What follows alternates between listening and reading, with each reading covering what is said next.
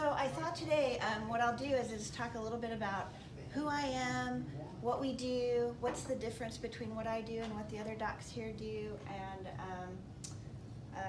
a little bit more information about why we do what we do, and then kind of go from there. Sound good? So I'm Dr. Beck, for those people that I haven't been formally introduced to. Hello. I come here on Tuesdays, and as time goes on, hopefully you'll see some of the therapists here on other days. At this point, it looks like it'll be Saturdays that will start to fill up, and Fridays, as far as I know. So more later as things change. Currently, we are finishing out some patients that were at a previous office of mine, and they're mostly adults. Actually, I think they're all adults at this point. So you've probably seen some different people kind of sneaking into your back door. I think we're gonna change that to go through the front door. Yeah, we're aiming at the front door. I just today. Why do they come in the back? And I was like, I don't even remember why we sent them in the back. We were trying to be as the least amount of invasive as we could, but so I'm glad that we're going to be able to kind of collaborate a little bit more as we go forward. But I've done neurooptometry for over 19 years. I also have a Master of Education in Visual Function and Learning, so I'm very used to working with children with vision-related learning problems, particularly reading. I'm board certified in vision therapy and vision development. I'm a diplomate of the American Board of Optometry, so I try to stay up on all aspects of optometry, including primary care. I do speak formally for Concussion Health and Minds on the Move. I'm a board of director for the College of Optometrists and Vision Development, which is our certifying body for our specialty. And we just had a very huge conference and just got back this weekend, and it's a very busy time for board of directors. But Brianna is one of my therapists. We also work at another company called Vision Performance Institute in Killeen, which is where we spend most of our time, and where we just hightailed it down here to be here by 5:30. Man, I love that toll road. It's really great. So let's talk a little bit about the differences between optometrists, because some of you may not know that there are specialties within our field. So what we often talk about on the specialty side is we really talk about family optometry as primary care optometry. And so really the doctors are trained to diagnose and treat and manage eye conditions, emergencies, infections and diseases, and we also prescribe glasses and contact lenses. And you're very fortunate because you have doctors that do specialize in certain areas. Dr. Hamilton is fantastic with specialty contact lenses, for instance. So you can have those specialties within primary care as well, and it works out really great. So you can see specialists in surface disease like dry eye, which also is becoming a big thing in your practice as you go forward. Retinal disease, glaucoma, refractive surgery co-management, low vision, but what we specialize in, or kind of where our corner is acquired brain injury, concussion, visual function, strabismus, which are eye turns, amblyopia or lazy eyes, and just pediatrics in general. So not all eye exams are the same. Really in primary care we tend to focus more on health and good visual clarity. But typically testing for visual function and visual processing doesn't occur. You are fortunate because Dr. Hamilton has a great background in this area, so he's very good at what I would call screening and spot checking for some of these areas based on his careful case history that he's taking on each and every patient. And that's what I find to be a good optometrist, because even if I'm not going to specialize, say, in glaucoma, I want to make sure that I do a thorough enough history and an exam where if I'm going to find something that looks like it needs to be referred out, I'm going to go ahead and refer it back out to the primary care doctors. Just like I like that relationship where they're kind of spot checking, going, ooh, this is a little bit, needs a little bit further evaluation, I'm going to refer it out and get further evaluation. So there should be a good relationship between all types of optometrists in care. But some of the things that you'll hear in primary care optometry is, I have a lot of eye strain, I'm working on the computer all day, and my eyes hurt, or I'm noticing that I'm starting to see double, or I'm really having a hard time focusing and these glasses are just not working for me.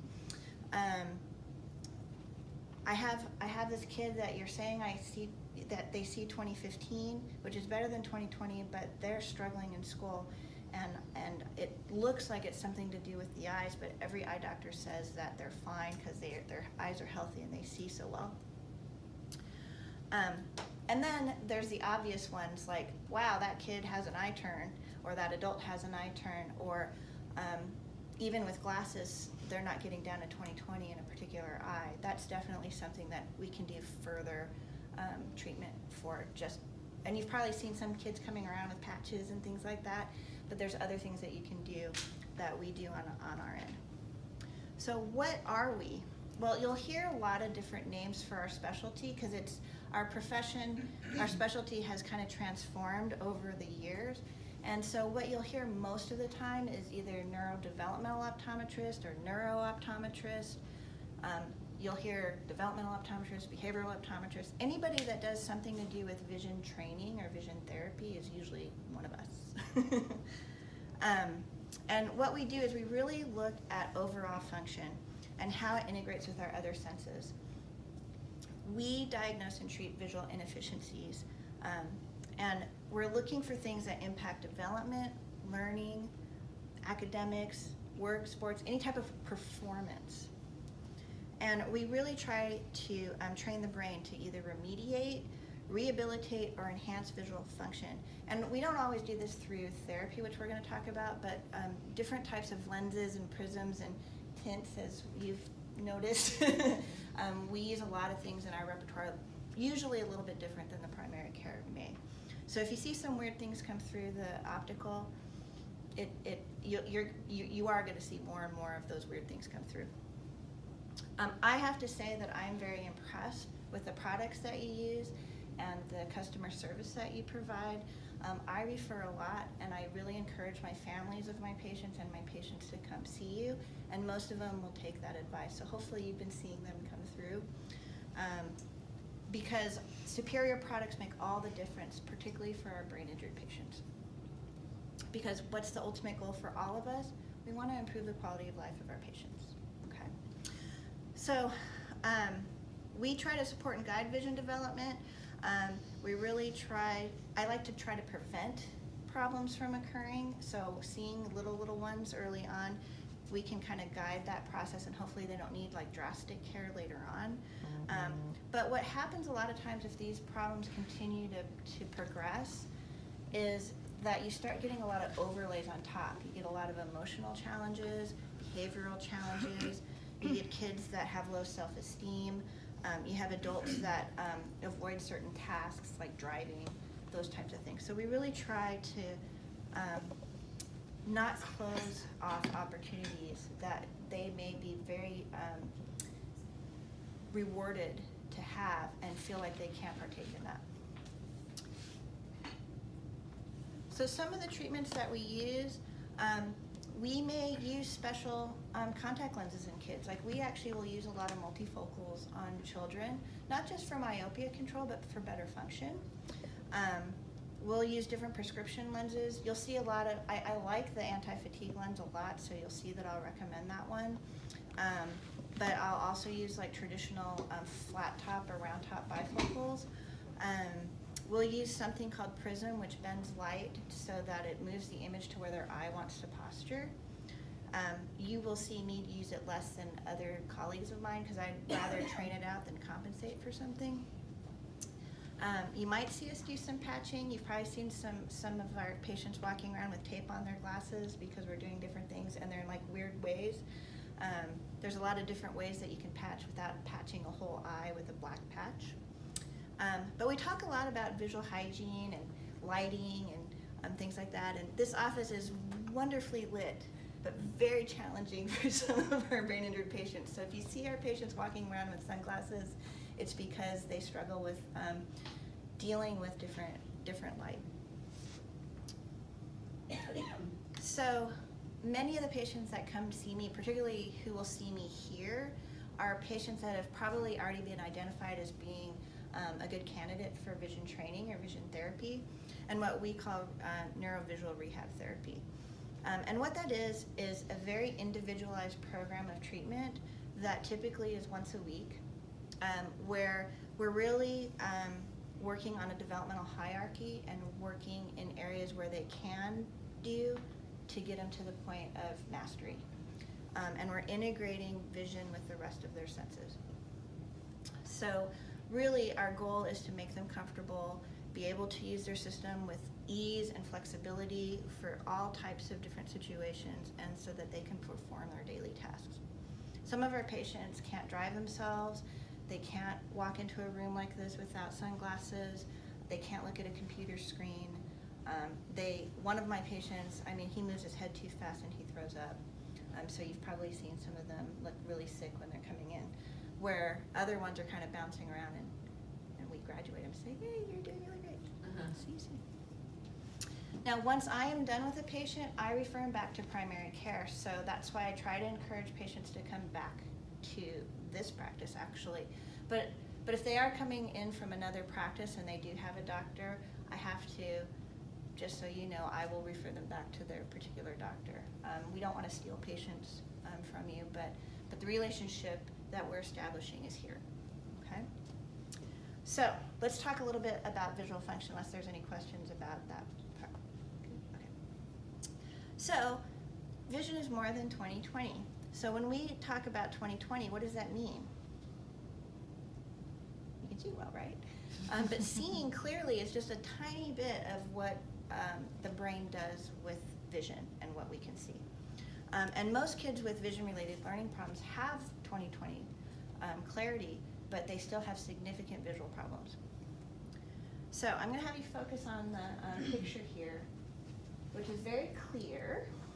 I made sure of it. But what did you see? A Dalmatian. Dalmatian. Is it easy to pick out? Not until it's in motion. So one of the things that the visual system, one part of the visual system only detects things when it's in motion. Okay? So another thing, I'm going to have everyone stand up. Vision has a lot to do with balance. So if you're wearing heels, this might be a little bit harder, and I'm on wedges. So everyone try to stand on one foot. You can put your arms out if you need to for a second. Okay, so get a sense of your balance. Now take your hands and make little binoculars and put them over. Tell me what you notice. It's more challenging. More challenging, right? So our periphery, our side vision, has a lot to do with where we are and helps us with our balance. And so some of our patients have trouble regulating where they're looking centrally with what's happening in the periphery. And many of our brain injured patients, when there's a lot of things happening in the periphery, they can't handle the stimulus, okay? Well, what happens if you're reading, and this is what you see when you're reading? You're not actually reading, just picking out words. Exactly. So, John, I'm going to use you as a guinea please pig. don't. Come on up. You're the next contestant.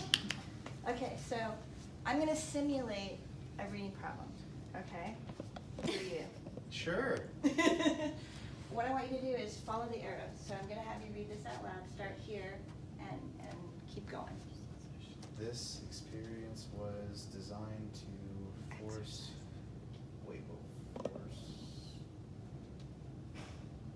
forcified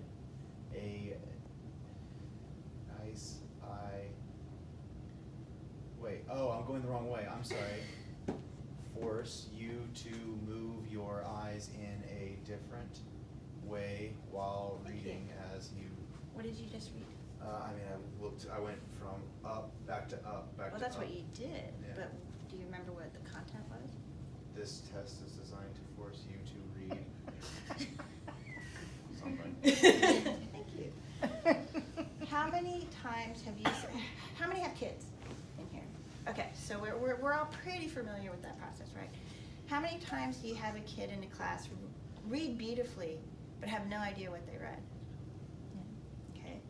Or how about a kid who really struggles and you see them say things haltingly, skip their words, have to go back and reread.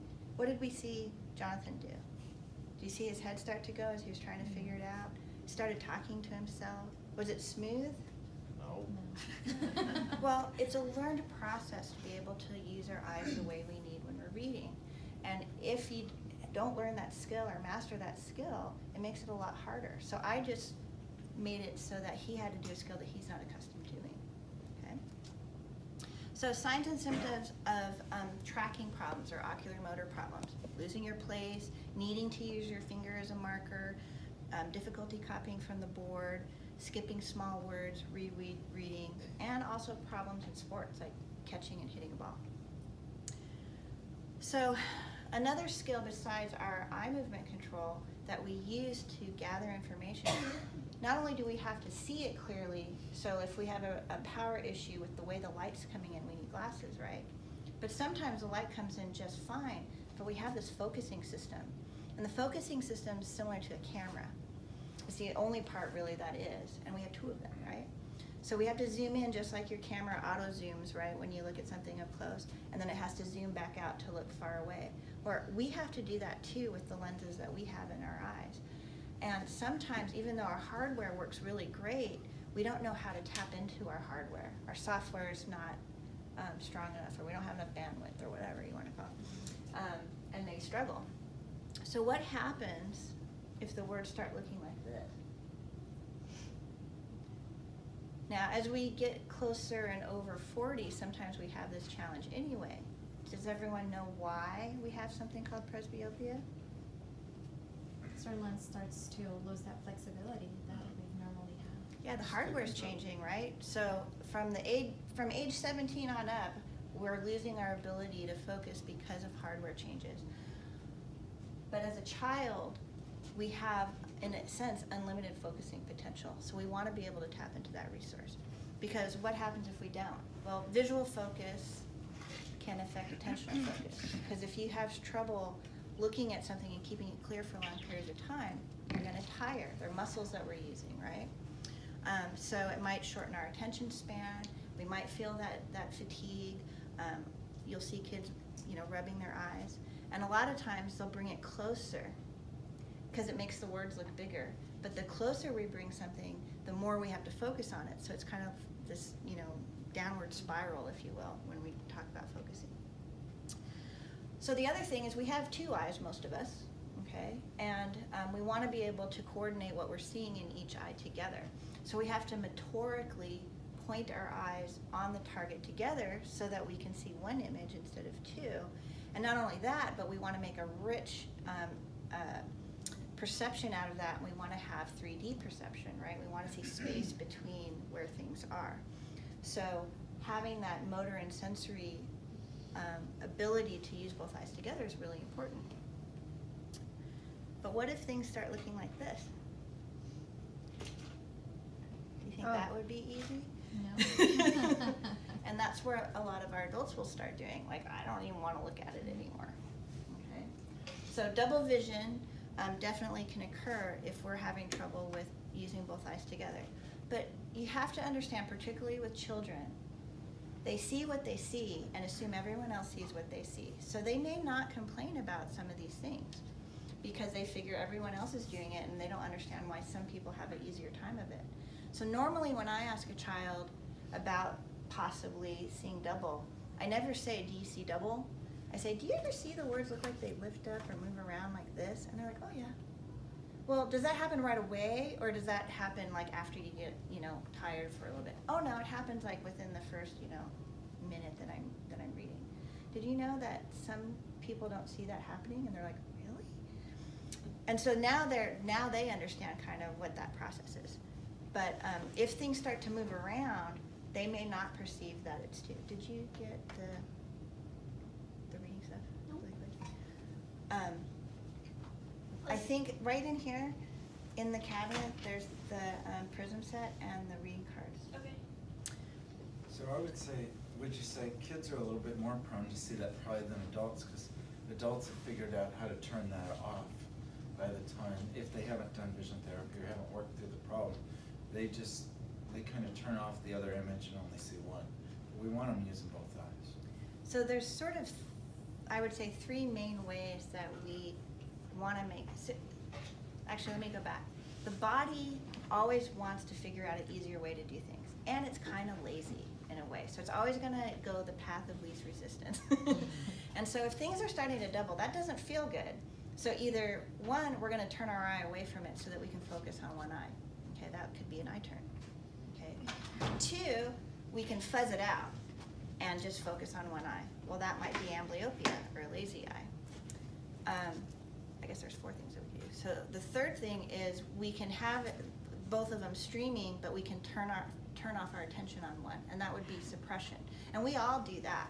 And here's an example. Take both fingers, index fingers, put one about 6 to 8 inches in front of your nose, and put one way out in the back. But I want you to focus on the finger in front of you, the closest one to your nose. How many fingers do you see? 3. 2, 3? 3. Okay, now I want you to look at the finger that's passed, but be aware of the fingers that you see. How many fingers do you see now? 3. Okay. Now, was the finger that you were looking at 1 or 2 for most of you? 1. 1? Anyone see 2? Okay. What about when you were looking at the finger far away? Anybody see 2 when they were looking at it? So for those people that saw 2, don't worry, it doesn't mean that you're messed up. Okay. But most of you said 3. Okay. So the finger that you weren't looking at, you were aware that it looked like it was 2. Well, do we walk around seeing 2 everywhere we're not looking? No. Suppression of that image is a normal process that we do every day. But it still provides information to the brain on where we are, because the further away those images are, the farther away we are from it. Okay, so if you're sitting here going like this, you can see the fingers move back and forth. And that's important. You just don't want that to happen where you're looking. May I borrow you? Mm-hmm. I don't know your name. Celinda. Hi. Nice to meet you. Okay, so I'm going to demonstrate what it could feel like to have a binocular problem. Okay, so I'm just going to have you read that out loud. I'll have fun with this. My hands are really cold and cold right now because I Okay. don't know why. This weather's doing it to me, but One bright summer, day twins brothers walked to a lake with an uncle to fish. They sat still for a long marginal cross. I don't know what to say. It's kind of like, okay. How would you describe it to everybody? What did you see? so you see like one word here, but then you don't know where the sentence is because it's kind of Now, did she say it turned into 2? turned No. into like couple. But do you see how she's expressing herself? Yeah. Did you see anything that she did? She closed her eye. She closed her eyes, she put her finger on the page. So already she's trying to compensate for one of the things that I did to her. Thank you. Some people, they can resolve it and boom, they keep on going. It just depends on your experiences and how many different other skills you can use to help you out. So it's amazing sometimes when I see some of these kids or adults that you're like, wow, how are you even making it because you struggle so much. Motion sickness is anybody here experience motion sickness? My wife does real bad. Motion sickness can often be an unstable binocular problem. And sometimes even the right pair of glasses can make all the difference. So I had a little kiddo who was 5 who threw up every time they were in the car for 10 minutes. I literally put on a pair of glasses, had a little bit of astigmatism correction in it, a little bit of plus. Mom's like, hasn't thrown up at all, and we can go on. I mean, she was so happy just with that. Both of our uncles have an eye turn out, too. So. Well, we can talk about a test if you want her to see that. You might, I don't think it's gonna work. You have to use your mouse and click on the image. You accidentally hit the right click, so it's not gonna, you're not actually in. Oh. Use your right click. My right click Don't here? hit that white box. Wait, left click, I'm There we sorry. go. Yeah. Okay, got it. Okay. So not only do we have our mechanical skills that gather information, what we call the efficiency skills or the input skills, but what do we do with all that visual information once it gets in our noggin? How are we processing it? How are we storing it? How are we integrating it with things like our auditory system and our motor system, our body? How are we getting it back out again? So I like to talk about the big five. There are 5 big areas of visual processing that can impact reading directly, okay? And why do I focus on reading today? Because what do we always push on our kids? Read more. Reading, right? And unfortunately, we push our kids to read earlier, and earlier, and sometimes they don't have the developmental skills to handle the process, and so they compensate.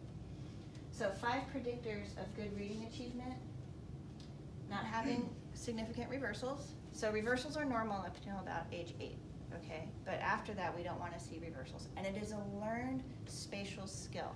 It's a visual skill that can be trained.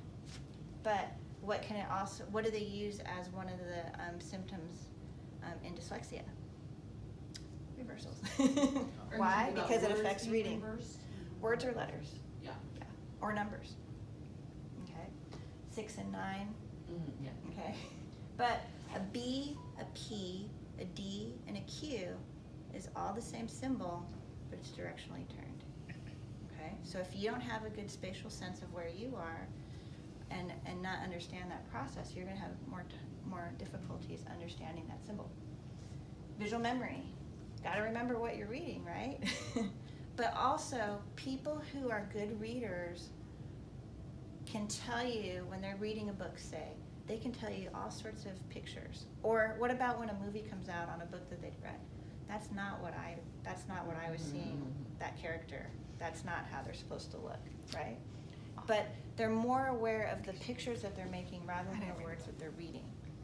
The challenge with non-efficient readers is they oftentimes sub-vocalize every single word in their head or out loud. And so they are reading from the speech and language parts of their brain. An efficient reader reads from the visual parts of their brain.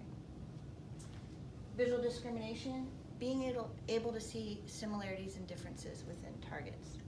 Very, very important skill for reading. Visual motor integration, being able to express your ideas in written form, okay, or form reproduction. And visual auditory integration. If I see it, can I say it back? If I see it, can I write it down? Or if I hear it, can I say it back? If I hear it, can I write it down? Very important skills. And one of the risks for developing visual processing challenges or mechanical challenges is chronic ear infections in children. Why? Well, 2 reasons. One, it tends to happen when they're developing their milestones, right? So anything that delays their milestones can potentially impact visual development. 2, if auditory is down, even though vision actually takes up 2/3 of brain processing, and everything else, including auditory, is the other 1/3, when auditory connects with vision, it's a 1-to-1 correspondence. So if auditory is impacted, chances are vision's impacted too. So, remember I was saying the symbols look the same? Pretty challenging when you're learning how to do that. So, difficulties with processing, letter formation and spacing issues. So kids that squish their letters here or write uphill or downhill or stretch it out as they go along. Avoiding written work, saying that their hand hurts when they're writing, reading slowly, trouble multitasking, problems with organizational skills. All of those types of things can be because of a visual processing problem. So if you don't think vision is awesome yet, know that vision is more responsible for intelligence than any other sense. There's actually some studies that show that when you work on visual processing skills, that you can increase your IQ score by 20 points. You're not supposed to be able to move those that much, right? There are more areas of the brain dedicated to vision than any other sense combined. Like I said, 2/3 of sensory information is visual. Every lobe of the brain is involved with vision. Basically, anywhere you poke in the brain is involved with vision. So we normally think vision is just coming in through the eyes and going to the back of the head. Anywhere you poke in the brain is involved with vision. So what does that mean for school? Well, children with vision-related learning problems make more spacing errors, visual motor mistakes, reversals, and transpositions when reading, writing, and spelling. That's your dyslexia, kids. Now, I'm not saying that vision's the only cause of reading problems, but it's a big component a lot of times. And so if we're starting to go down that road of dyslexia, I always like to tell my patients, did you rule out vision first? Or it could be both, right? Visual perceptual deficits affect your graphomotor skills, spelling, memory, visualization, speed of processing, and mathematics. And a lot of inefficiencies can cause issues like headaches and short attention span and fatigue and motor overflow and avoidance and fluency problems. So these are the types of patients that we often see. So a lot of developmental delays, CP, kids on the spectrum, adults on the spectrum, sensory issues, people that are diagnosed with dyslexia or dysgraphia, ADD, ADHD, all sorts of different things. But also, I work a lot with gifted and talented kids that get easily frustrated, that have really, really high IQ, but they're not performing to their potential. And that could be because of a vision challenge. So you've probably heard of kids that are twice gifted. So they're very, very, very smart, which most of the patients that I see really are really bright.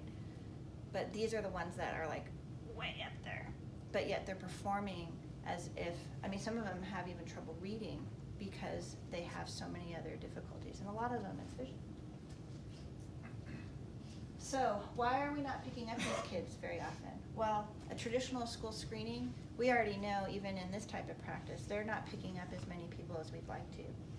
But remember, most of the kiddos that are significantly impacted, they're the ones that pass a screening with flying colors because they see 20/20.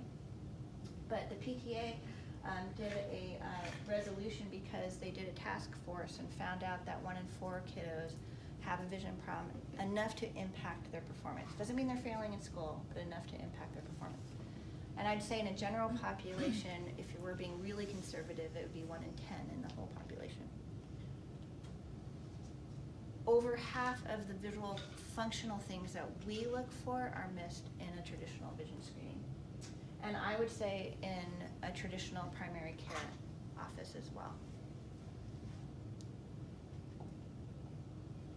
Only 5% of the vision problems are caught on screenings. And those are usually like your nearsighted kids. Those are your kids with amblyopia. Those might get caught on a screening, but they cheat really, really easily. They can have just a little tiny point, or they'll memorize the chart. I had an adult that came in who was going to Rice, and he's like, oh yeah, I always start with my better eye, memorize the chart, and then read it with my other eye, because I don't want to wear glasses. And he was 19 at the time. And it's estimated that 85% of classroom learning comes through the visual system. I wonder about that. It could be higher now, because what are kids using at school? Tablets and computers. But even now, I shouldn't say most, there are a lot of districts that provide tablets to kids right away, and they're learning how to write on a tablet, not a piece of paper. That's going to cause some really interesting challenges. So, I'm going to talk a little bit about how we're going to work together, and Brianna's going to help out with that as well. But if you ever need to get in touch with me, this is a great email to get in touch with me. I am available to talk with you. Not sometimes always on the phone, but if it's a quick email, I can squeeze that in between patients. But I get phone calls all the time from you guys, and I'm happy to answer those questions. So, do you want to talk a little bit about the process that we're looking for? Okay, so we're going to give you these. They're referral forms. If you could make a copy of them and give us the copy and give the originals back to them, just so that way when we talk with the patients, we know kind of a brief what's going on with them. On the back, we have a checklist that the patient can fill out. If it's 20 or higher, basically that's when we can know that they're at risk. So just a little bit. There's a checklist that we use that's standardized, and doctors don't have a lot of time to do a lot of extra tests. But if you have a kiddo, even if you hear like all the pretesters, okay, and they're like, my kid's struggling in school. Well, one of the things that you can grab is the checklist. Have them fill it out while they're waiting to see the doctor, because it really has there's signs that there might be something more than what's going to be seen in the exam room in a regular exam. So if they score higher than 20, that would be a good conversation to have to say, you might want to get that looked at a little bit further. And so we put it on the back of the referral form, so that way if they fill it out, we might as well get a copy of it too, so we know what they're checking off. Front desk can do that too, because sometimes the techs just start doing their thing. Front desk gets the family, and they may know that when they call to schedule the appointment to say, my kid's having trouble in school. That's great to have that checklist where you guys can use it to have it fill out. And then after seeing the patient, if you could fax us, email, print off their records from their visit, just so we can have that on file as well to look back to. We're thinking right now we're gonna do a basket in our room that you can just go and slip that stuff in there, if you don't email it or fax it. What would be easier for you guys?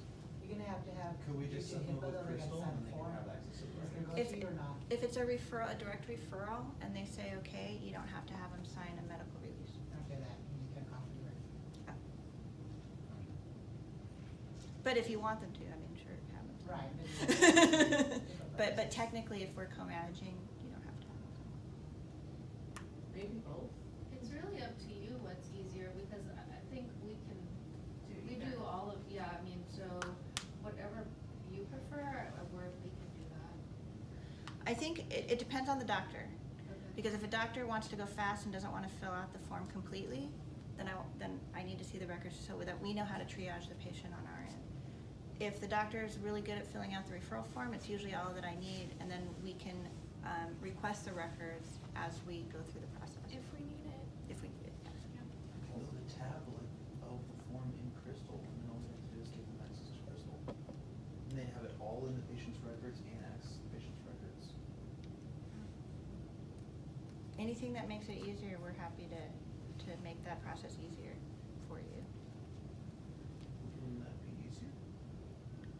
Maybe. But if they're not working from here, they would need Yeah, access to it too.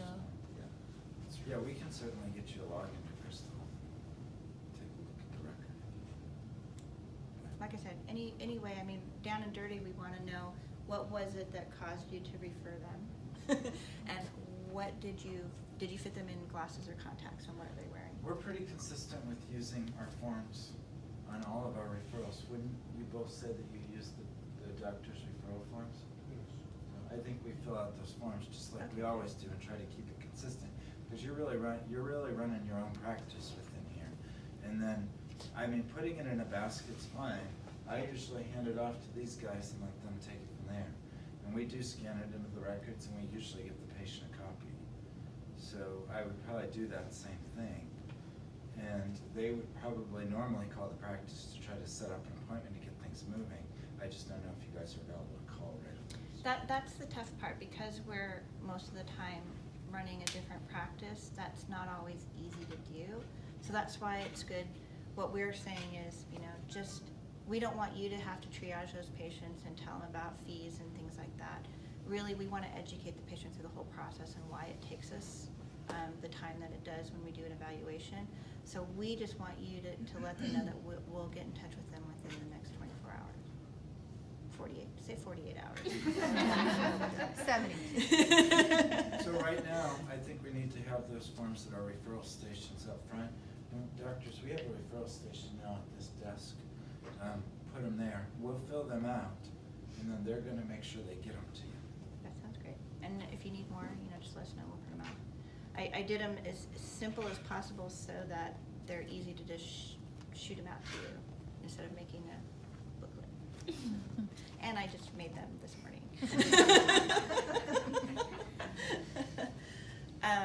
Brianna's the one that's going to contact them. So if you have any questions about that process, Brianna's going to be your point of contact. And then once we're done with an evaluation, actually let me tell you about the evaluation.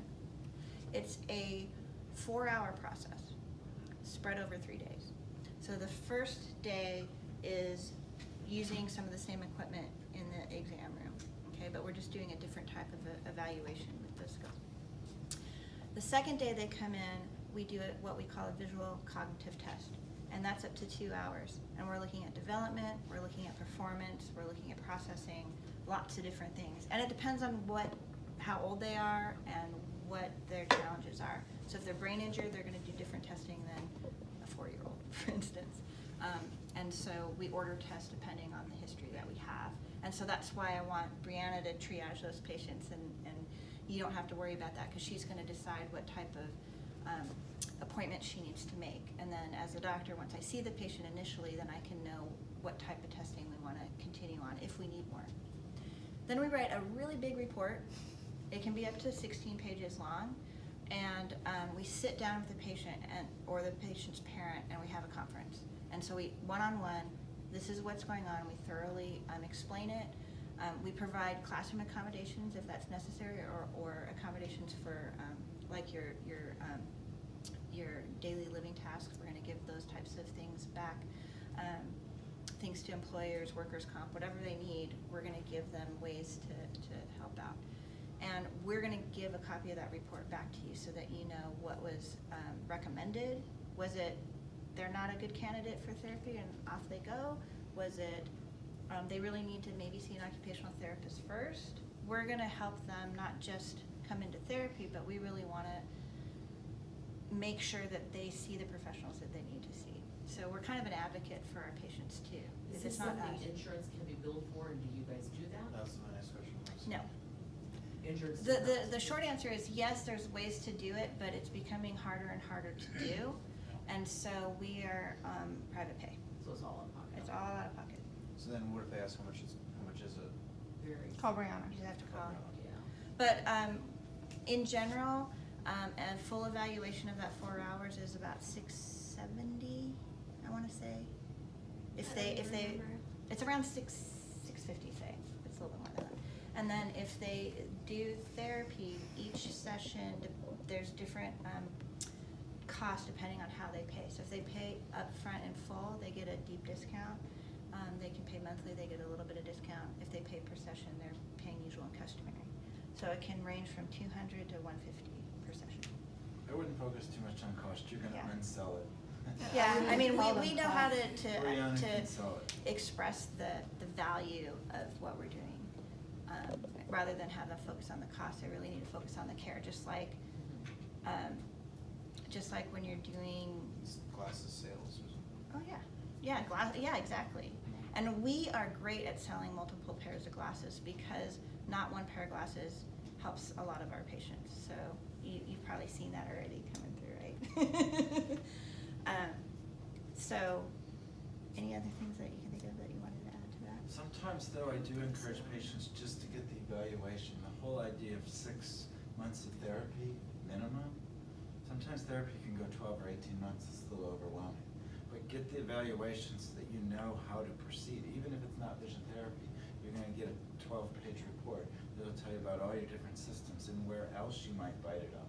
And then actually, sometimes if they're recommended occupational therapy, that's a little easier to bill to insurance. So maybe we don't start with vision therapy now, and we'll know that occupational therapy is a much better place to start than, say, believe it or not, physical therapists do stuff for disorientation and dizziness too. So they get some direction as to which way to go. And if they start elsewhere, they're going to be coming back to you to follow up. So they're coming back through, and then you'll know based on our evaluation, kind of like, did you follow that, or where are you now? That sort of thing. Now there are a couple of down and dirty tests that we can do, and perhaps in the future we can do another in-service and talk about like what would I do as a doctor in 30 seconds to help identify some of the patients that may need further help. Any questions? Do you think we could build a leaf room in here? Sure. I'm just kidding. That's...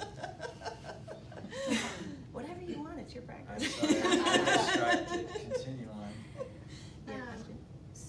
we're only catching a small percentage of kids, from school and pediatricians, like if we're not, where do you get most of your referrals, or how are we catching even some of those kids? Well, now you know that there's a lot of kids that have a vision problem, so Right. you just became one of those sources. Okay. Everybody you talk to, every patient, every doctor, every professional that we co-manage, Right. that's how it works. Right, I was So gonna I guess say, when people call us, people call us and they're like, how young should I bring my kids in? Like, how do I know? I mean, is it just as young as possible? Or That's a really what's good your question. recommendation? When anyone know when the first time a child should have Prior their to school. Infancy. Let's say 6 months. 6 months? Okay, and we say before a year. Are you guys all part of infancy or just? Not anymore, but I still quote the AOA's definition. Okay, so normal development time before a year old, because the eyes aren't fully developed till 4 to 6 months. The fovea, which sees 20/20. Okay, so I like to see them after that point so that I know that it's supposed to be there, working. And if everything is going okay, the next time is about 2 to 3 years old, because that's when the next big explosion of development is. And then once they reach school age, it's every year they should have an evaluation. Okay, just like your adults. Okay. So we're referring also to, like, did you get your primary care eye exam? No, you need to make an appointment, because we actually started with, we're not gonna see you till you have your exam. And that's gonna happen here in this practice, is they're gonna see you guys first. But if, let's say, they waited and it's like, 14 months from now and they decide to make the phone call, if we see that they're due for their exam, they're gonna see you first again before they come and see us. And we're not doing a health exam, so we actually have them sign a form that says, we are not doing a comprehensive exam, we are doing a specialty exam, because that goes back to their primary care doctor. And now that we know these things, that checklist catches, it depends on the study, but it can catch up to 70%, just the checklist alone. So it's a very powerful tool that the parents are taking time with their kids to answer, or even the So kiddos. that checklist should go to all children? That would be my suggestion. I was thinking we could put something maybe in the exam room that says, does your child experience any of the following symptoms? If so, let's talk about, how we can help. And then we can give them the checklist and, maybe go through that process. And I'm gonna be rolling out a lot of that stuff, because we didn't know that we were gonna continue on and actually see new patients until the last 30 days. So that's why I rushed to make you a referral form. But we'll also make brochures, and we'll have business cards and things to be able to pass out. And we'll make a poster if you wanna put up the poster, like whatever you, like, hey, I'd really like this, we can make it to, or give you the information if you wanna do it in your, on your stuff. We'll be happy to do that. Collaborate. put it on Beck TV.